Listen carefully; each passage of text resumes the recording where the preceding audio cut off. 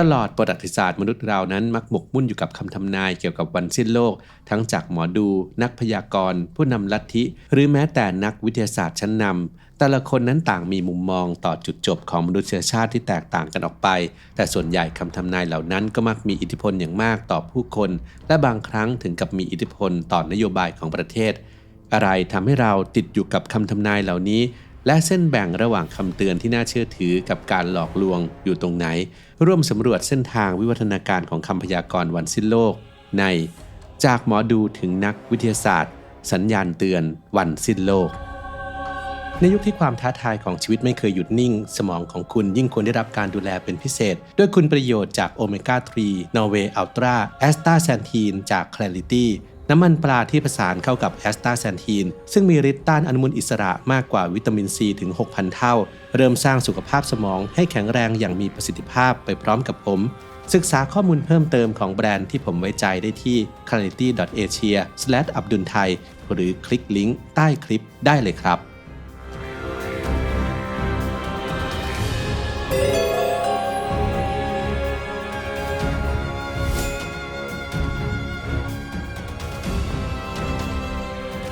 1. นอสตราดามุสเกิดในศตวรรษที่ 16 เป็นหมอดูและแพทย์ชาวฝรั่งเศสที่มีชื่อเสียงจากการทำนายเหตุการณ์สำคัญทางประวัติศาสตร์ไม่ว่าจะเป็นการขึ้นมามีอำนาจของอดอล์ฟ ฮิตเลอร์การโจมตีนายวันและการระบาดของโควิด -19 คำทำนายของเขาถูกบันทึกในรูปแบบบทกวี4บรรทัดที่คลุมเครือ หรือที่เรียกกันว่าการแทรงซึ่งรวบรวมอยู่ในหนังสือ The Prophecy ที่มีการตีพิมพ์ครั้งแรกในปี 1555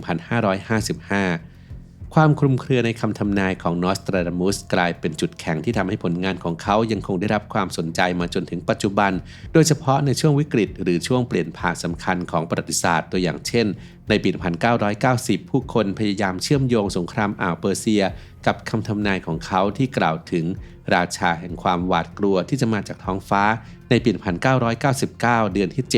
ซึ่งหลายคนเชื่อว่าสงครามในตะวันออกกลางจะนำไปสู่การโจมตีด้วยนิวเคลียร์ต่อสหรัฐอเมริกาภายในทศวรรษนั้นหนังสือของนอสตราดามุสมีคำทำนายไปจนถึงปี 3797 ซึ่งบางคนเชื่อว่าปีนั้นเองคือปีที่โลกจะสิ้นสุดลงจริงๆ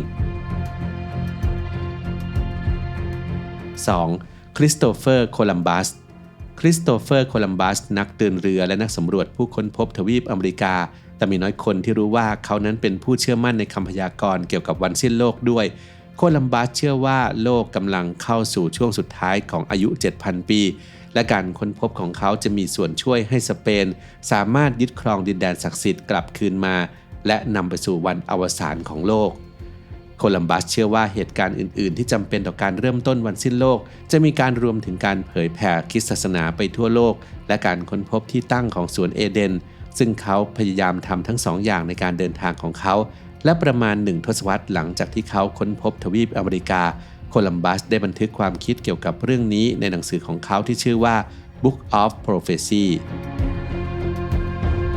3. ไอแซค นิวตัน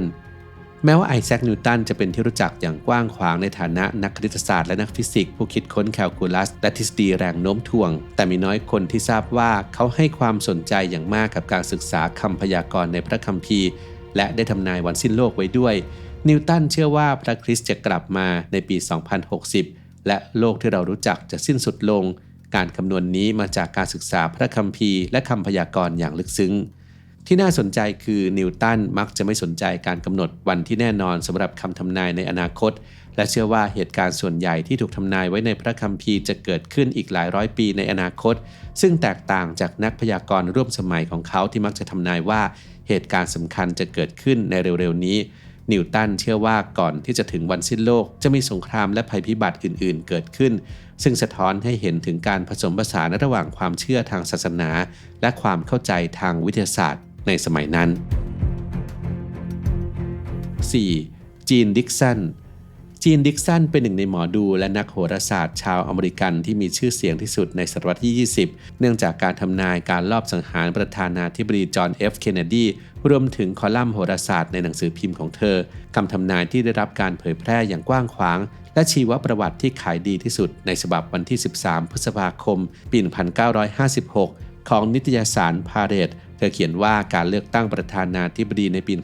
1960 จะถูกครอบงำโดยแรงงานและชนะได้ด้วยพรรคเดโมแครตซึ่งจะถูกลอบสังหารหรือเสียชีวิตในตำแหน่งแม้ว่าไม่จำเป็นต้องเป็นในวาระแรกของเขาก็ตามอย่างไรก็ตามในปี 1960 เมื่อการเลือกตั้งใกล้เข้ามาเธอกลับเปลี่ยนใจและทำนายอย่างไม่ถูกต้องว่าริชาร์ดนิกสันจะชนะและนี่เป็นตัวอย่างของสิ่งที่นักคณิตศาสตร์จอห์นอาร์เลนพอลลอสเรียกว่าปรากฏการณ์จีนดิกสันซึ่งเป็นสิ่งที่แฟนๆของดิกสันจะส่งเสริมการทำนายที่ถูกต้องเพียงไม่กี่ครั้งในขณะที่เพิกเฉยต่อการทำนายที่ผิดพลาดเป็นจำนวนมากในช่วงท้ายของอาชีพดิกสันเริ่มทำนายวันสิ้นโลกโดยทำนายว่าดาวหางจะพุ่งชนโลกในช่วงทศวรรษที่ 1980 ก่อให้เกิดความเสียหายมหาศาลในหนังสือของเธอในปี 1972 ชื่อ The Call to Glory เธอกล่าวว่าทุกอย่างจะล่มสลายในช่วงปี 2000 ด้วยสงครามนิวเคลียร์ในตะวันออกกลางและในปี 2005 จีนจะเริ่มพิชิตโลกนำไปสู่สงครามหลายปีที่เกี่ยวข้องกับเกือบทุกประเทศในโลกมีผู้เสียชีวิตมากมายจนโรคที่เกิดขึ้นจะฆ่าผู้คนมากกว่าระเบิดนิวเคลียร์และดิกสันทำนายว่าวันสิ้นโลกจะเกิดขึ้นในช่วงปี 2020 5. จิม โจนส์ลัทธิ People's Temple เป็นที่รู้จักจากเหตุการณ์สังหารหมู่เกือบ 1,000 คนที่เกิดขึ้นในโจนส์ทาวน์ประเทศไกอานาในปี 1978 และหนึ่งในเหตุผลที่จิม โจนส์สามารถโน้มน้าวให้ผู้ติดตามจำนวนมากของเขาฆ่าตัวตายด้วยไซยาไนด์ได้ก็เพราะเขาได้เทศนาเกี่ยวกับวันสิ้นโลกมาหลายทศวรรษแล้วจิม โจนส์เริ่มก่อตั้งลัทธิอันโด่งดังของเขาในอินเดียนาโพลิสในปี 1954 ในตอนแรกมันเป็นเพียงโบสถ์ที่มีแนวโน้มแบบก้าวหน้าโจนส์ดูเหมือนจะทำงานอย่างจริงจังเมื่อพูดถึงการปรับปรุงชีวิตของคนผิวดำทั้งในท้องถิ่นและในที่ประชุมของเขาแต่ว่าในที่สุดการเทศนาของเขาก็เปลี่ยนโทนไปและหนึ่งในสิ่งที่เขาพูดถึงอย่างต่อเนื่องก็คือการใกล้เข้ามาของวันสิ้นโลกเขาทำนายว่าในปี 1967 เป็นปีที่รัฐบาลสหรัฐจะเริ่มฆ่าล้างเผ่าพันธุ์พลเมืองผิวดำและสงครามนิวเคลียร์จะเกิดขึ้นในปี 1965 โจนส์ย้ายโบสถ์ของเขาจากอินเดียนาไปยังแคลิฟอร์เนียและ 2 ปีต่อมาคำทำนายวันสิ้นโลกของเขาก็ไม่เป็นจริงตามที่กล่าวไว้แต่เขายังคงเทศนาว่าจุดจบกำลังมาถึง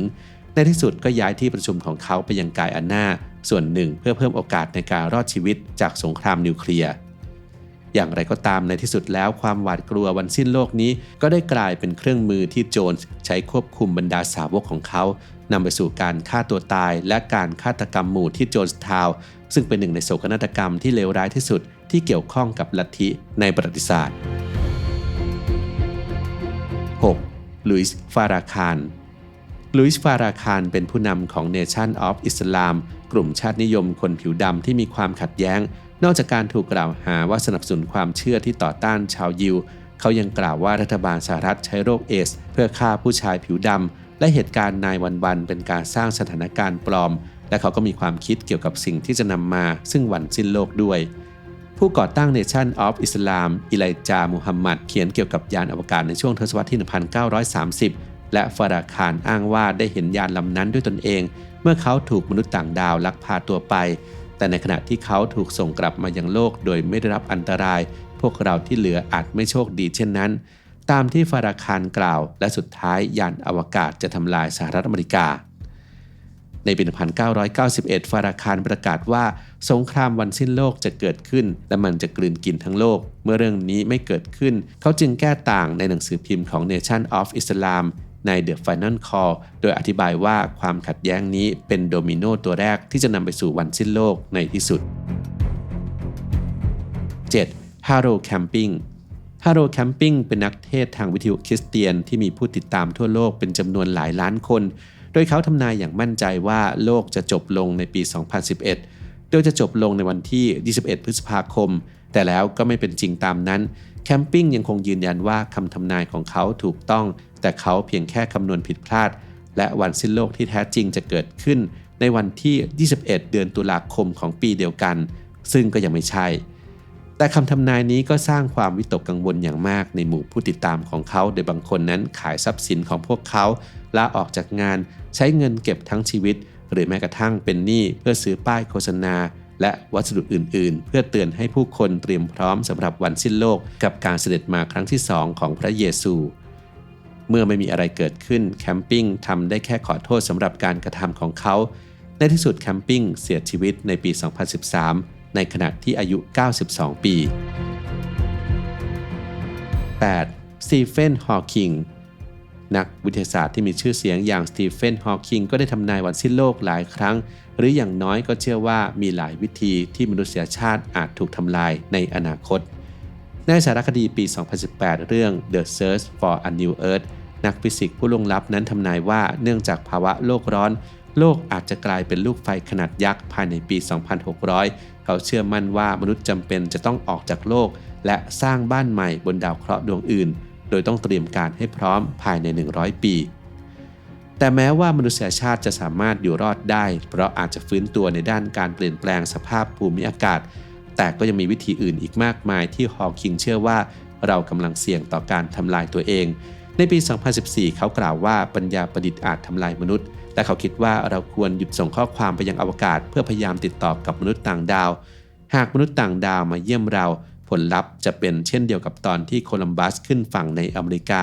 ซึ่งเราทุกคนรู้ดีว่าเหตุการณ์นั้นไม่ได้จบลงด้วยดีสำหรับชาวอเมริกันพื้นเมืองคำเตือนของฮอว์กิงแตกต่างจากนักพยากรณ์อื่นๆเนื่องจากมันอยู่บนพื้นฐานของข้อมูลทางวิทยาศาสตร์และการสังเกตที่พิสูจน์ได้มากกว่าการตีความคัมภีร์ศักดิ์สิทธิ์หรือนิมิตฮอว์กิงเชื่อว่ามนุษยชาติมีทางเลือกและสามารถเปลี่ยนเส้นทางของตนได้เขาสนับสนุนการลดการปล่อยก๊าซเรือนกระจกการพัฒนาเทคโนโลยีอย่างมีความรับผิดชอบและการแสวงหาดาวเคราะห์อื่นเพื่อตั้งถิ่นฐานโดยเชื่อว่าอนาคตของมนุษยชาติขึ้นอยู่กับการกระทำของเราในปัจจุบันจากเรื่องราวประวัติศาสตร์คำพยากรณ์วันสิ้นโลกที่แตกต่างกันไปในแต่ละยุคสมัยสะท้อนวิวัฒนาการของความรู้และรวมถึงความเปราะบางของมนุษย์ต่อความกลัวและความไม่แน่นอนในโลกปัจจุบันที่ข้อมูลที่ถูกบิดเบือนนั้นสามารถแพร่กระจายด้วยความเร็วความสามารถในการแยกแยะระหว่างความจริงกับการหลอกลวงที่อาศัยความหวาดกลัวเป็นแรงเสริมนั้นจึงเป็นทักษะที่เราจำเป็นต้องมีการตัดสินใจที่มีข้อมูลรอบด้านการรับฟังผู้เชี่ยวชาญที่แท้จริงและความกล้าหาญที่จะเผชิญความท้าทายทั้งหมดนี้ร่วมกันหากวันสิ้นโลกจะมาถึงจริงๆเราก็ควรจะต้องต่อสู้โดยปราศจากความหวาดกลัวแต่เต็มไปด้วยความหวังและการลงมือทำอย่างมีเหตุผลนั่นเองครับ